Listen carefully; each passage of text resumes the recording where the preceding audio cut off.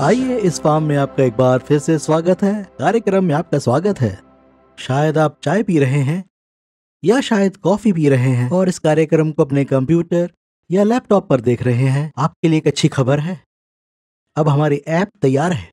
उसका नाम है एंगस बकन। उसमें हमारे ढेरों कार्यक्रम मौजूद हैं, वो भी मुफ्त में। आज मेरे पास एक बहुत अच्छा संदेश है और ये एक बहुत अच्छी किताब से है। इसका नाम है बाइबल। दोस्त, अगर हम पढ़े रोमियो अध्याय 8 उसका 11 वचन, ये मुझे बहुत पसंद है। देखिए यहाँ क्या लिखा है। यदि उसी का आत्मा जिसने यीशु को मरे हुओं में से जिलाया तुम में बसा हुआ है, यानी जीवन का आत्मा, पवित्र आत्मा, तो जिसने मसीह को मरे हुओं में से जिलाया वो तुम्हारी नश्वर देहों को भी अपने आत्मा के द्वारा जो तुम में बसा हुआ है जिलाएगा।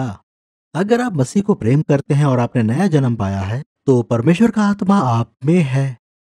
तो परमेश्वर आपको और मुझे आज फिर बता रहा है कि हम बीमारी में ना पड़े रहें, हम किसी भी तरह किसी लत की बंधुआई में ना रहें, हम शारीरिक रूप में रोगी ना रहें, हम निराशा में ना पड़े रहें, क्योंकि उसी आत्मा ने जिसने यीशु को मरे हुओं में से जिलाया है, आपको और मुझे भी जिलाया, वो हमें स्वतंत्र कर सकता है।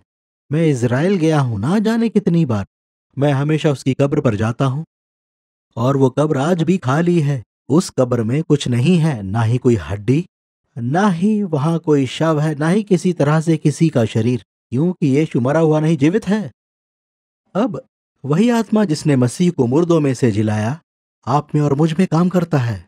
और यहां तक कि अभी जब हम बात कर रहे हैं हम आत्मा में एक हैं। अब ऐसी चीजें जैसे भय, क्रोध, चिंता या घृणा या तनाव, ये सब बीमारी पैदा करने का मुख्य कारण है। ये बिल्कुल सही बात है। सच में दोस्त, मन में अद्भुत शक्ति होती है। आप चाहे तो उस बीमारी के बिस्तर में पड़े रह सकते हैं या विश्वास कर सकते हैं कि प्रभु आपको उठा खड़ा करेगा। आज आप क्या चुनेंगे? आप हमेशा का जीवन चुनेंगे या मृत्यु चुनेंगे?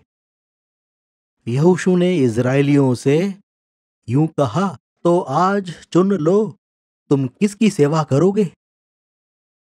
चाहे उन देवताओं की जिनकी सेवा तुम्हारे पुरखा महानद के उस पार किया करते थे, या चाहे एमोरियों के देवताओं की, परंतु मैं तो अपने घराने समेत यहोवा की सेवा नित्य करूंगा।